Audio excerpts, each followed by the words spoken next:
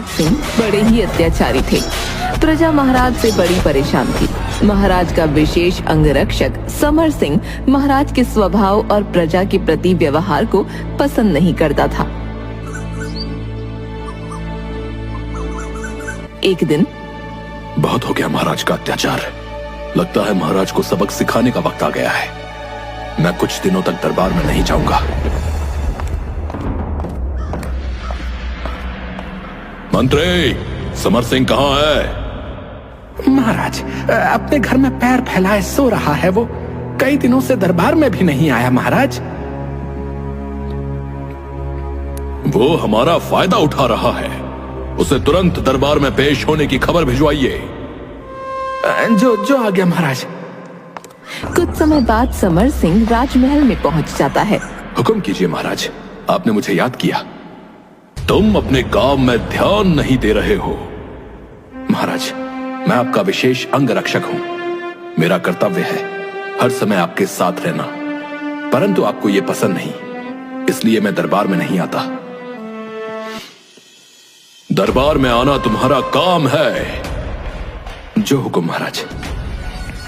कई दिनों से हमारा दिल नहीं लग रहा। आप कहें तो गाना सुनाऊं या फिर मजेदार कहानियां सुनाऊं? नहीं, हमें ये सब चीजें भी पसंद नहीं आ रही। तो महाराज, फिर आप बताइए कि मैं क्या करूं? मेरा हृदय एक नया खेल खेलने को कर रहा है। कौन सा खेल महाराज? आदेश कीजिए। हम दोनों आमने सामने बैठेंगे और मैं बीच में अपने प्यारे बिल्ले को बैठाऊंगा और उसकी पूंछ पर जलती हुई मोमबत्ती रख दूंगा। उसके बाद हम दोनों अपने प्रयासों द्वारा उसे अपनी अपनी तरफ आकर्षित करेंगे। कहो, कैसा रहेगा ये खेल? महाराज, इस खेल में क्या मजा है? वो आपका प्रिय बिल्ला है, इसलिए वो आपकी तरफ ही जाएगा। पूरी बात सुनो। बिल्ला जिसकी गोद में कूदेगा वो जीतेगा और मोमबत्ती जिसकी तरफ गिरेगी वो हारेगा। हर बार हम दोनों दांव पर कुछ ना कुछ रखेंगे। मारे गए। महाराज का चहेता बिल्ला तो उनकी गोद में ही गिरेगा और मुझे हरा देगा। समर सिंह, क्या सोच रहे हो? क्या हम कोई दूसरा खेल नहीं खेल सकते महाराज? नहीं, मुझे सिर्फ यही खेल खेलना है और पहले दांव के लिए मैं 100 मोहरे लगाता हूं। परंतु मेरे पास इतना धन नहीं है महाराज। हमने तुम्हें मुआवजे की रकम दी थी ना, वो अभी भी तुम्हारे पास है। समर सिंह मोहरे ले आता है और खेल शुरू होता है। एक तरफ महाराज और दूसरी तरफ समर सिंह और बीच में महाराज का बिल्ला। उसकी पूंछ पर जलती हुई मोमबत्ती रख दी जाती है। आजा, आजा मेरे प्यारे बिल्ले, आजा। आजा बिल्ले, आजा। मैं तुझे बढ़िया दूध पिलाऊंगा, तुम मेरे पास आजा। जल्द ही महाराज का चहेता बिल्ला उनकी गोद में होता है और मोमबत्ती समर सिंह की तरफ। वही हुआ जिसका मुझे डर था। मेरे प्यारे बिल्ले, तुमने मुझे सोने की मोहर जिता दी। इस तरह कई बार खेल चलता रहा और हर बार महाराज जीत जाते और समर सिंह हार जाता। समर सिंह का सारा धन महाराज के पास पहुंच चुका था। महाराज, अब तो मेरे पास फूटी कौड़ी भी नहीं बची। अब इस खेल को खत्म कर दीजिए। अभी मेरा दिल नहीं भरा। तुम अपने कपड़े और जूते लगा सकते हो। लगता है आज मेरी खैर नहीं। ये मुझे नंगा करके ही मानेगा। समर सिंह को अपने कपड़े और जूते दांव पर लगाने पड़े और वो दांव भी समर सिंह हार गया। मैं जीत गया। बिल्कुल महाराज, ये लीजिए मेरे कपड़े और जूते और मुझे जाने की आज्ञा दीजिए। खेल अभी खत्म नहीं हुआ। तुम अपना सर दांव पर लगा दो और मैं तुमसे जीता हुआ सारा धन, तुम्हारे कपड़े जूते और 10,000 मोहरे भी दांव पर लगाता हूं। क्या कहा महाराज? मेरा सर? हाँ, तुम्हारा सर। कैसे इस दुष्ट के चंगुल से बचूं? महाराज, मुझे इस बार भी अपनी हार दिख रही है। मैं अपना सर दांव पर लगाने से पहले आखिरी बार महल के बाहर जाकर खुले आसमान को देखना चाहता हूं महाराज। ठीक है, परंतु जल्दी लौटना।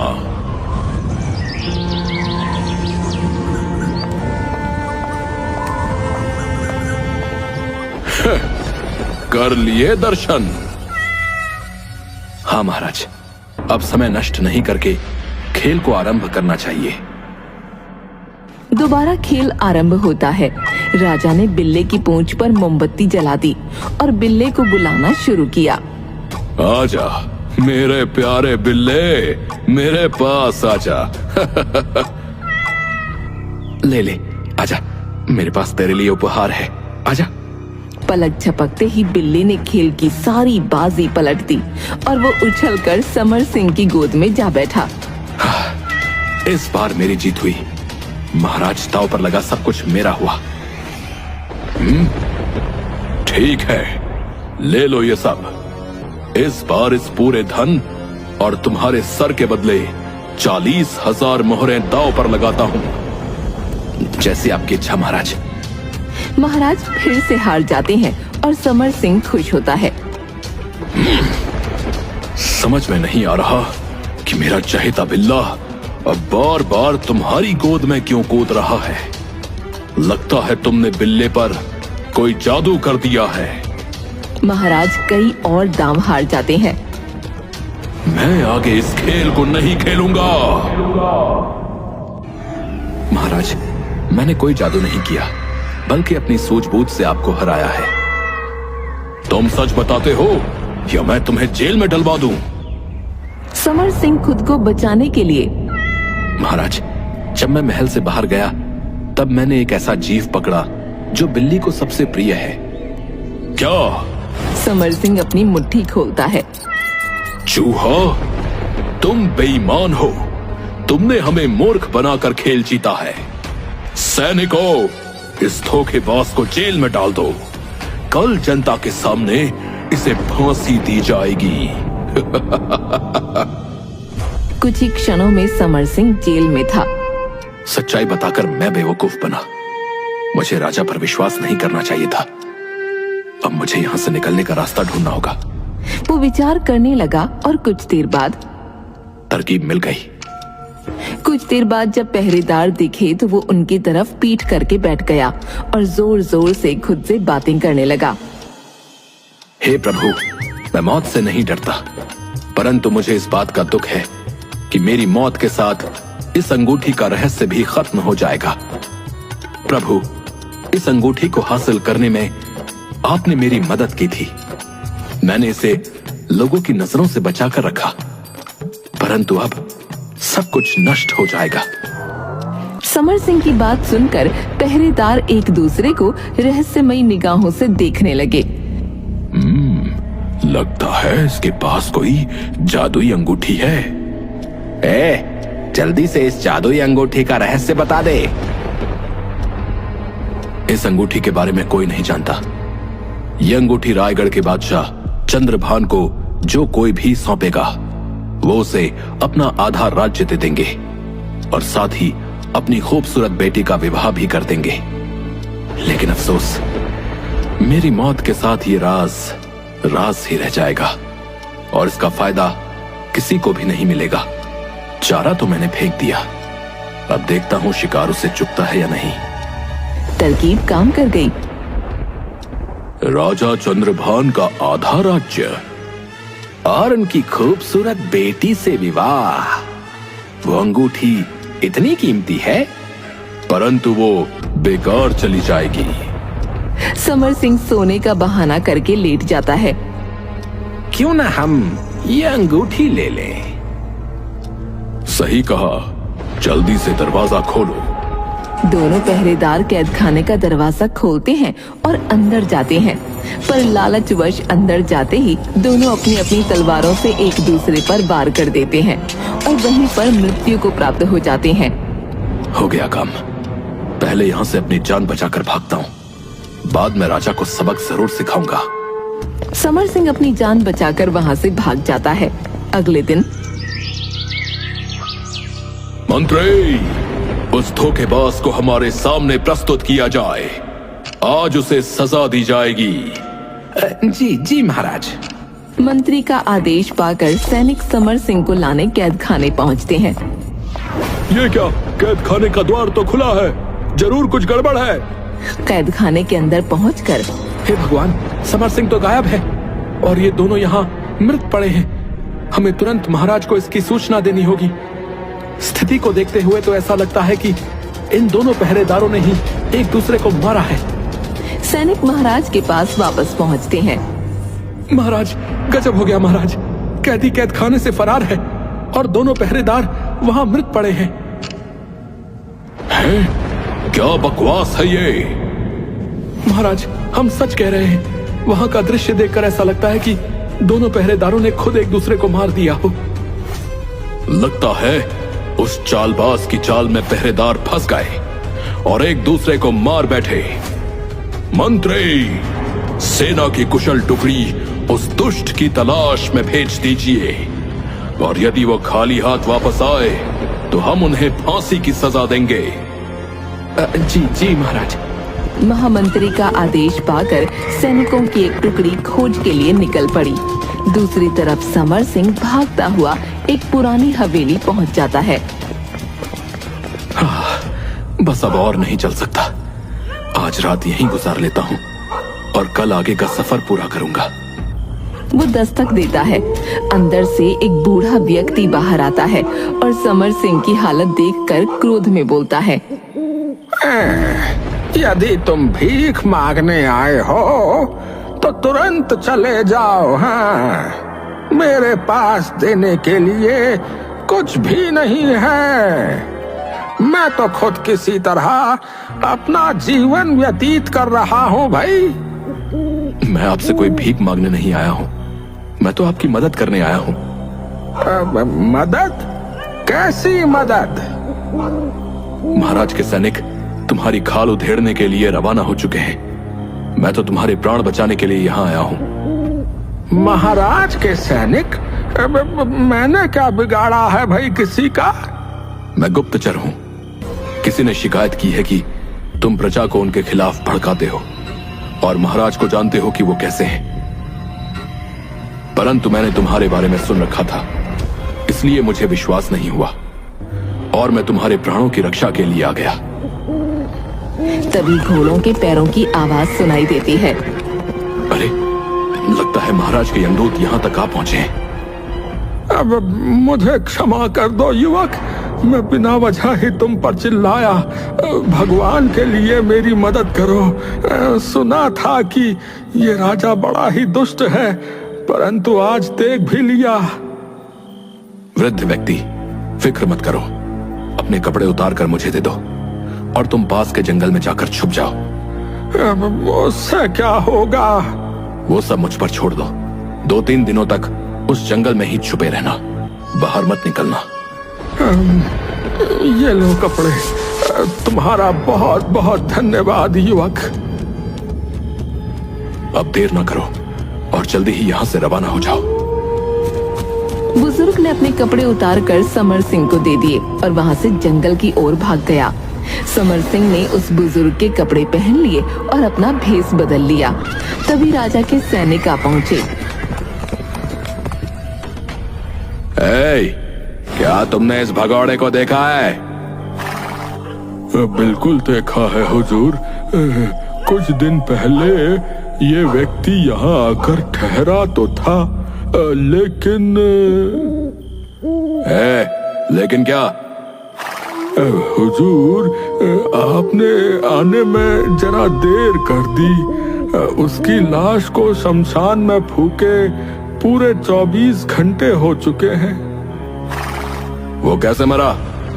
हुजूर, न जाने कितने दिनों का भूखा था। उसने इतना खाया कि उसे पेचिश हो गए और वो महाराज को गालियां देता देता मर गया। चलो, अब उस दुष्ट की खोज करना बेकार है। हमें महाराज को यह खबर दे देनी चाहिए। हुजूर, आप लोग इतनी रात में कहाँ जा रहे हैं? पास का जंगल भयानक है, जंगली जानवरों से भरा हुआ है। आज रात आप यहीं पर आराम कीजिए और सुबह चले जाइएगा। मैं आप सबके खाने का भी इंतजाम कर दूंगा। लेकिन हुजूर, आप चिंता ना करें, मैं आपसे अधिक पैसे नहीं लूंगा। प्रति सिपाही 1 चांदी का सिक्का लूंगा, बस। ठीक है, आज रात हम यहीं विश्राम करते हैं। ये लो, 50 सिपाहियों के 50 चांदी के सिक्के। और हाँ, हम सबके खाने पीने और सोने की व्यवस्था कर दो। समर सिंह ने थैली ले जल्दी ही सबके खान पान की व्यवस्था और सोने की व्यवस्था कर दी। खाना खाकर वो सब सो गए। मेरी नशीली दवा ने अच्छा असर दिखाया है। अब जल्द ही मुझे इन सब की खातिरदारी करनी होगी। उसने सारे सिपाहियों के बाल और मूंछें काट दी। ये ले, तू भी ले। बड़े आए थे मुझे गिरफ्तार करने। जब सुबह अपनी शक्ल देखेंगे तो इन्हें समझ में आ जाएगा कि मुझसे उलझने का नतीजा क्या होता है। फिर उसने सारे सिपाहियों के वस्त्र उतार लिए और एक सैनिक का वस्त्र खुद पहनकर बाकी के वस्त्र जला दिए। एक घोड़े पर खुद सवार हो गया और बाकी के घोड़ों को जंगल की तरफ रवाना कर दिया और खुद राजा को सबक सिखाने निकल पड़ा। अगले दिन जब सेनापति सोकर उठा,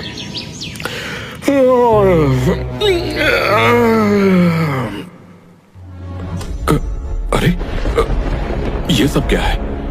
ये सब बिना वस्त्र के क्यों है भाई? इन सब के बाल और मूंछ कहाँ चली गई? तभी उसका हाथ अपने सर पर गया। अरे, ये क्या? मेरे सर के बाल भी गायब हैं। उस बूढ़े ने ही किया होगा। अभी देखता हूं उसे। वो बूढ़े व्यक्ति को ढूंढता है पर उसे वो नहीं मिलता। सेनापति अब समझ चुका था कि ये सब समर सिंह ने ही किया है। अरे, उठो, उठ। देखो, धोखेबाज समर सिंह ने हमारी क्या दुर्गति कर दी है। अरे, हमारे कपड़े किसने उतारे हुजूर? मेरे बाल भी गायब है मालिक। समर सिंह का किया धरा है ये सब। कल रात बूढ़े के रूप में वही था। अब मैं उसे नहीं छोड़ूंगा। उसकी बोटी बोटी कर दूंगा। चलो, उसका पीछा करो। हुजूर, हम इस अवस्था में बाहर कैसे जाएंगे? उधम सिंह, तुम जाओ और सबके लिए वस्त्र का प्रबंध करो। लेकिन हुजूर, मैं इस अवस्था में बाहर कैसे जाऊं? मुझे नहीं पता। कहीं से भी वस्त्र का प्रबंध करो। शाम तक उधम सिंह सबके लिए वस्त्र का प्रबंध कर लौटता है। वो सब किसी तरह छोटे बड़े कपड़े पहनकर वहाँ से निकलते हैं। जंगल में छुपा बूढ़ा खुद से बोलता है, अरे, उस युवक ने इन सैनिकों की ये हालत कर दी। मैं वापस जाकर जो कुछ भी मेरे पास है सब कुछ उसे दे दूंगा। बूढ़ा वापस जाता है और देखता है कि समर सिंह वहाँ नहीं है।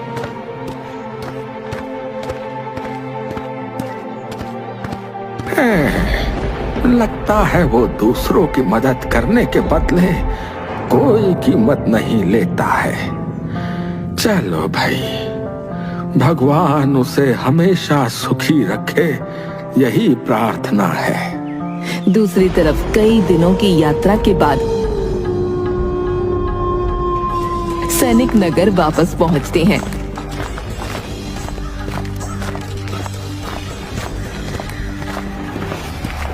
देखते हैं कि नगर में खुशियां मनाई जा रही हैं। अरे, नगर में इतनी खुशियां मनाई जा रही हैं, क्या खास बात हो सकती है? तभी एक व्यक्ति को रोकता है। क्यों भाई, ये खुशियां क्यों मनाई जा रही हैं? क्या कोई खास अवसर है?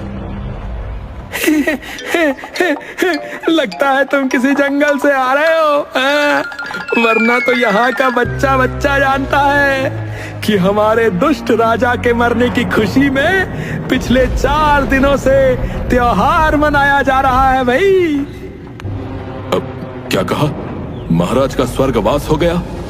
हाँ, उस दुष्ट राजा का नरकवास हो गया। किसने मारा महाराज को? अरे, तुम्हें नहीं पता? उस भले समर सिंह की आत्मा ने, उसने तो मरकर भी हमारा भला कर दिया भाई। चलो राजमहल चलकर पता करते हैं कि ये सब क्या माजरा है।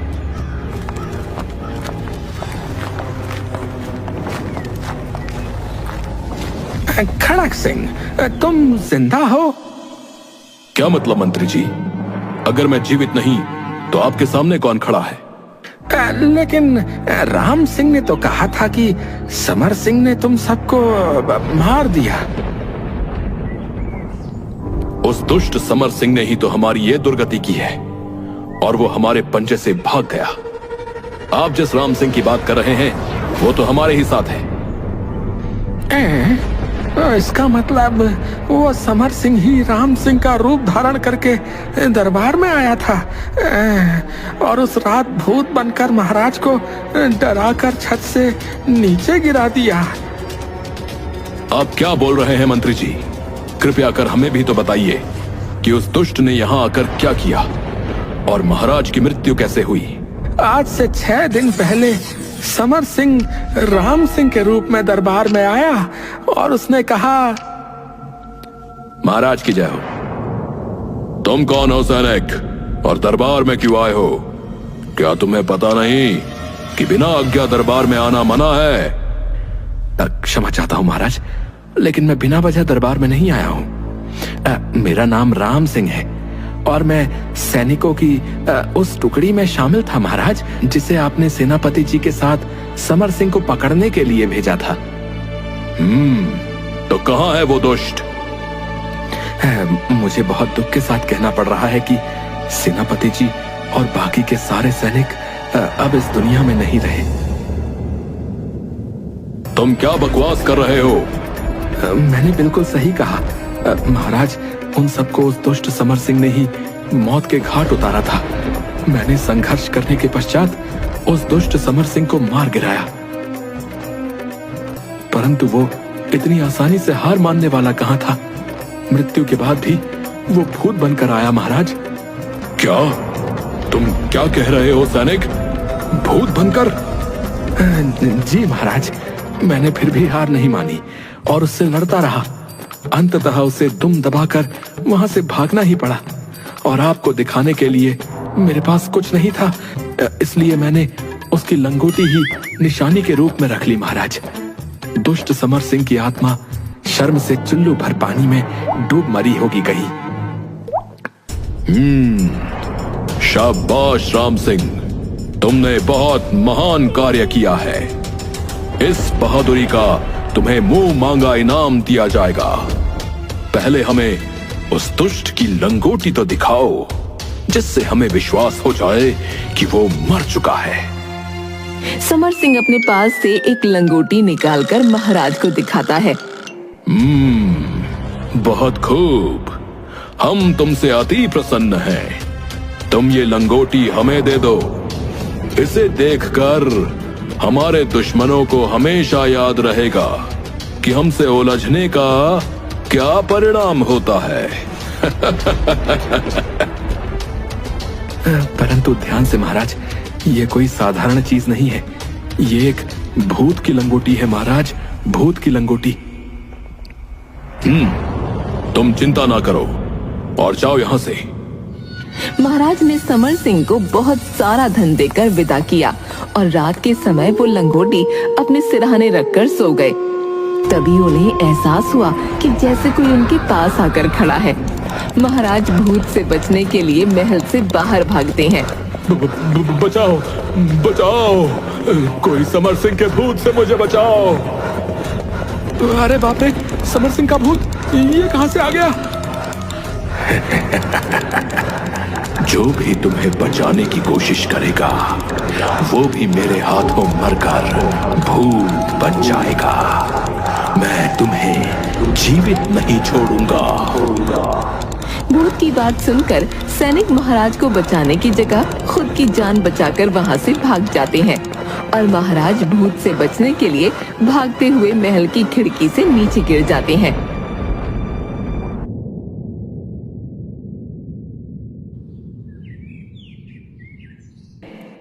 इस तरह समर सिंह ने महाराज से अपना बदला ले लिया और न जाने कब महल से फरार हो गया। जो हुआ वो बहुत बुरा हुआ महामंत्री जी। उस दुष्ट को उसके किए की सजा मिलनी चाहिए। हम कुछ नहीं कर सकते सेनापति, क्योंकि समर सिंह के साथ पूरी प्रजा की हमदर्दी है। इसलिए तुम अपना हुलिया ठीक करो और प्रजा के द्वारा चुने गए नए महाराज की सेवा में उपस्थित हो जाओ। हाँ, जो आज्ञा महामंत्री जी। दूसरे दिन नगर वासियों द्वारा चुने गए व्यक्ति को महाराज का कार्यभार सौंप दिया जाता है। ये सब देखकर भीड़ में खड़ा समर सिंह खुद से कहता है, यहाँ की प्रजा तो राजा के रूप में देवता को पाकर धन्य हो जाएगी। अब मुझे आगे के सफर पर निकलना होगा। मक्कार और शैतान अधर्मियों को सबक सिखाना होगा।